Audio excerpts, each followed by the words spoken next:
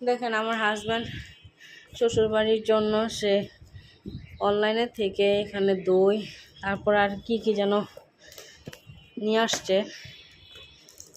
আমার বোন এখানে খুলছে, এটা নাকি অনেক মজা, তাই সে অর্ডার করছে। এখানে খুলতে পারবা?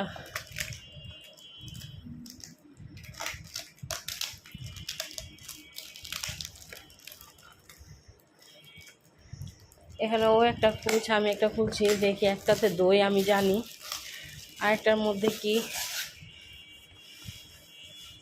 এটা মনে হচ্ছে নাটোরের সম্ভবত। একটা হচ্ছে রসমালাই ছানা বড়া, আরেকটা হচ্ছে রসমালাই। দেখি মালাই চপটা খেয়ে কেমন।